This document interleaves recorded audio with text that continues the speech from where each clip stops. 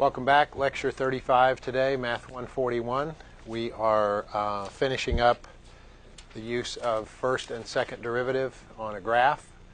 So we've kind of taken how the first derivative, what information we can find out from that. We set it equal to 0. That tells us where it's flat at that instant. We also, if it's obvious for that particular function, where it would be undefined. We find those values. From there, we find out where the derivative is positive and negative. That tells us increasing, decreasing.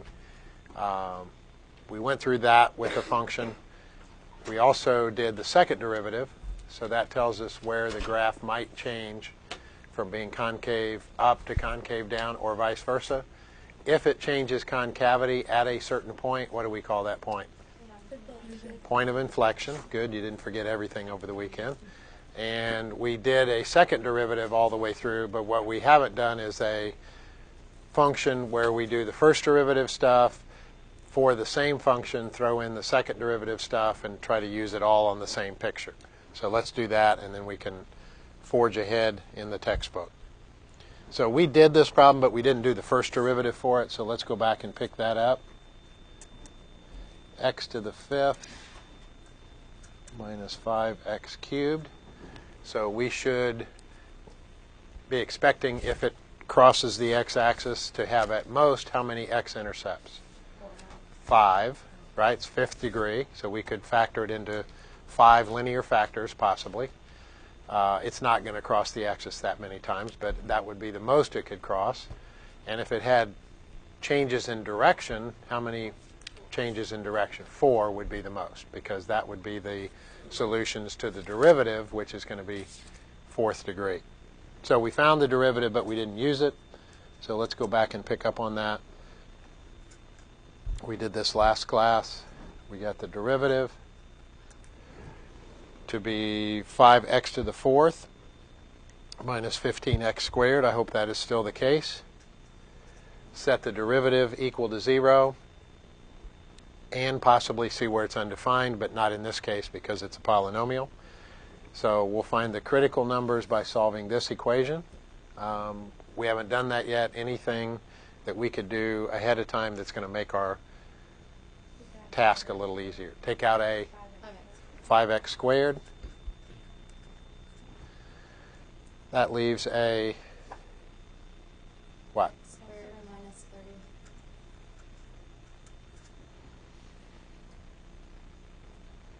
So you can see already that we have a double root right here. X equals 0 is a root twice. So we're not going to have the maximum amount of roots, probably not the maximum amount of changes in direction. So 5x squared equals 0. X squared minus 3 equals 0. So x equals 0 is a double root. And what do we get here? Plus or minus square root of 3. So we have 3 critical values, places where the first derivative is 0. Again, I'll write this down. On some problems, we have to check out where the first derivative is undefined. Not this problem. First derivative is never undefined.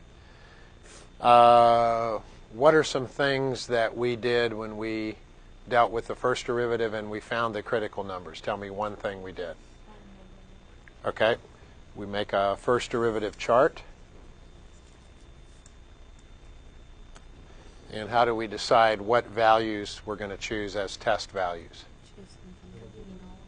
Okay, a little bit away from these, right? These critical numbers, so 0,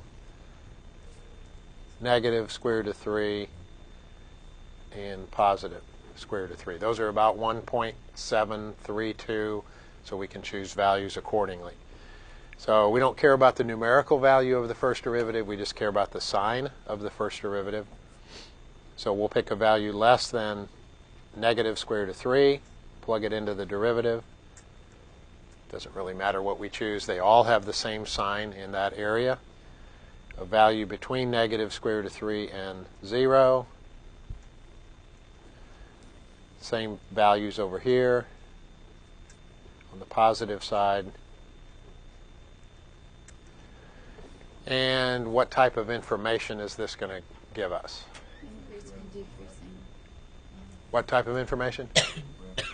Okay, it looks like in terms of concavity, increasing, decreasing. Okay, so we know these are the places where the curve is instantaneously flat. We're going to see how it's arriving at those flat places, increasing into there, decreasing out of there, and so on. That looks like a pretty good version of the first derivative to use. If we put in -2, well, the first piece is always going to be positive, right? Something 5 times something squared. So that's always positive. What matters then is when we put -2 in here, do we get a positive or negative? Positive, which means the function is increasing. You don't have to use this exact format of a number line, but something similar to this. It's going to tell you not only where it's flat, but what it's doing in the intervals surrounding where it's flat. Derivative at -1, we decided that was positive. What about this? Negative. Put -1 in for x, you get a negative, so the result is negative. The function is decreasing. Put 1 in, is that going to make a difference? This is well, the derivative is an even function, right? So it shouldn't matter if we put in 1 or -1. Decreasing.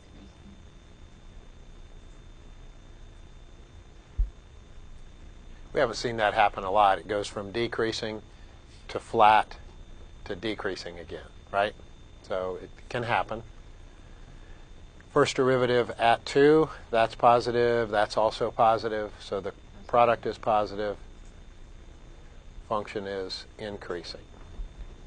So based on what we have thus far, and you don't need a picture to determine this, but if it goes from increasing to flat to decreasing, what kind of point is this?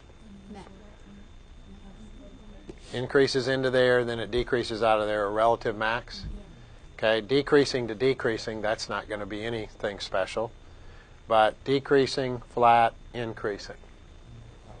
Relative min, right there. And the graph, the picture will show that better.